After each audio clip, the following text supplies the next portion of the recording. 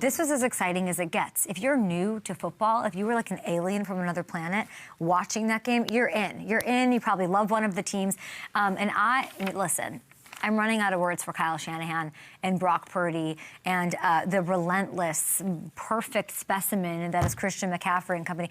I don't think I've ever seen... this team has been through a lot of adversity. This team has had to lose Super Bowls, get back up off the mat, deal with adversity, injuries, contract stuff all the time. But I think this is the next level for this Niners team. And what they've had to deal with, go through, and to still have this level of success where it's all ahead of them, they could still grab the 1 seed. Kyle Shanahan has to be Coach of the Year. He has to be. He jumped a bunch of people on FanDuel Sportsbook this morning to get there. But to not have George Kittle, to lose Trent Williams, like one of the best at his position, one of the most feared players in the league, a game changer. Also in this game, Sunday Night Football treatment, to have like the most disastrous start ever, to rebound and do this to the Bears defense. This was another level of... There's no team I feel gained more love for me this week than this Niners squad. Brock has 10 touchdowns over the last 2 games. We talked about it last week. We tried to get ahead of it for you. He can't play any better. They're averaging over 40 points a game over the last 3 weeks. Christian playing his best football right now. And it was just as good as it gets. And yes, the defense. Can they do this like 3 weeks in a row against the best competition in the NFL? Probably not, with the defense and the lack of pass rush and all of that. I don't know, maybe they can make these big plays. They've done it over a now 6-game win streak. But because of the defense, because of the health situation, and as much as I love what they're doing, I do think beating Seattle and grabbing the 1 seed means more to the San Francisco 49ers than it does any other team in either conference. I'll go as far as to say, I think it makes or breaks their Super Bowl chances. They need that extra week. They need it. It means more to them. They need to get Trent out there. They need to see if they can get George as healthy as possible. Can they get Fred Warner back? I hear some things sometimes. I'm a little plugged in. I'm on some group texts. And Warner? Could we have Warner back for this one? I'd love to see it. I'm not ruling it out. I'm not ruling it out. Avoiding having to go to a cold weather spot like Chicago or Philly, where we're going to hear those Brock slippery hands or hand-sized Twitter come after it. No, they need it. They cannot. I don't think they can go to the Super Bowl without getting that 1 seed. Leaving Santa Clara would be tough. But the fact that they're in a position in Week 18 that they can have all of that despite all this BS that's gone wrong for them, it's inspiring to me as a human being. All went wrong and they persevered. As for the Chicago Bears, oh my gosh, it is so fun to watch. It's been amazing. And Luther Burden was on one. Colston Loveland, they combined for 232 yards. And that's a huge deal for this team. This loss, what's my take on the Bears this morning? This loss by Chicago gives me more confidence that they can win in the playoffs, if that makes sense. You know, we're getting into this Week 18 debate. That you'll see this all around everything about whether or not they should play their starters. Here's how I feel. Ben, please play your starters. Please go for the 2 seed. As crazy as it is to think about and say out loud from a Bears perspective, I need it. Ben, powers that be, Ted Cruz, George, I need the Packers-Bears matchup in the wild card round. I do not want taking on the Rams, Seahawks, or Niners. Leave that NFC West alone. And that's, by the way, who they would face if they do drop to the 3 seed. Bears fans, and Ben, Hammy, Ben, I don't think has it in him to not go for it, right? Ben and resting starters, maybe it's not going to be much of a conversation. I could see that bad boy, shirtless, not shirtless, coming out today right away saying, oh, we're playing everybody.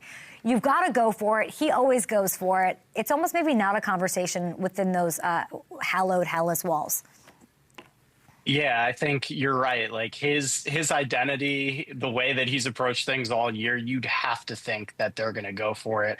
I don't know if the Lions thing factors in at all. Maybe a little extra motivation to go for it, but I'm with you. I think he wants it, and I think he wants to be. I think maybe more than the Lions thing, he wants to be the one to knock LaFleur and the Packers out of the playoffs. They would beat the Packers handedly, so it would be fun to watch. And the thing about, and we were having this quarterback debate. Who do you trust? Who do you not? Drake May's been so consistent. Caleb has gotten better every week, even in a loss history, even when the fourth quarter Magic didn't run out. And by the way, I thought they were jinxed. A lot went wrong in that fourth. I texted you. I texted you in the fourth quarter that it was the Tirico curse.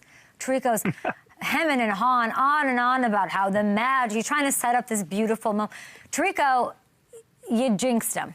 You said they've done this every year. Loveland drops. We knew. I knew it wasn't their day, but I like this, and I almost think they needed. I don't know how they handle sustained success. Like, do they start? I don't know. I don't know. It's a new Chicago team, so I think the disruption and the little punch in the face of it not working out is almost what they needed to have this deep run. Go get the 2 seed. You can absolutely beat the Lions. And that's the vibe there. Okay, I want to get into a little Eagles-Bills here. I know we have Dwight Freeney coming on the show, which is so, so exciting. We've got so many crazy pass-rushing storylines to get to.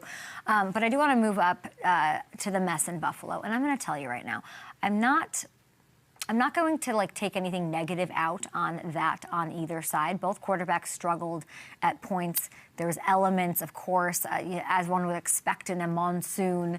And I think Jalen not completing a pass in the second half had more to do with him getting a little conservative and trying not to lose the game in those conditions, knowing the defense. And the defense looked great. I mean, Cooper to Gene, what a revelation. They all looked awesome. So that's not my takeaway. What I am taking away from this one is that the things that sort of fueled the Eagles to a championship win last year, it's happening again. It's like these weird phases. We're going to all make a big mess of A.J. Brown, and then we're not. And then we're going to kind of do good. And then it's all going to come together right now. The defense flying all over the field, 5 sacks, huge turnovers. Like I said, second year, Super Bowl star, Cooper, everywhere. So physical. And we should be talking about this defense in the same breath as the Broncos and Seahawks and Texans. Why not? They're faster than all of those. They're so freaking fast. And I know the offense stalled in the second half, but, Saquon was a huge development here because he's looking very Saquon-y, is he not? He's looking real Saquon-y. His big first half yesterday helped the Eagles build their lead, and now he's averaging 100 yards a game over the last month after putting up 61 per game over the first 12 weeks of the season. He's looking Saquon-y. The yards per carry up, end zone vibes are happening. It may not be completely on par with what he did last year, but he's inching closer and closer to that. And I'm not engaging in any other conversation right now. The Eagles, Hammy, what am I willing to say here? The Bears would be fun. Not anybody in the NFC West is. Can we really picture an NFC title game without the Eagles in it after even just what we saw yesterday? It's hard for me to fathom. Maybe the NFC West beats itself up. Rams are like the safe choice, You marry the good on paper, whatever. You know what I'm saying? I don't want that. Yeah, and I think there is something to it with the way this defense has been playing, with the way Saquon's getting going, just the way the Eagles are. It's hard to imagine that NFC Championship game without them in it right now. And then is it the Ravens on the other side? Because they looked great too. I don't know. Building momentum. It's usually crazy. I don't like talking about this the way they were talking about it. What's happening with Prompter? Yeah. Prompter is freaking out. Cal, talk to me. Cal, what is happening right here? We're going to break. Okay, let's go to break. We'll hit the Ravens in break. How about that?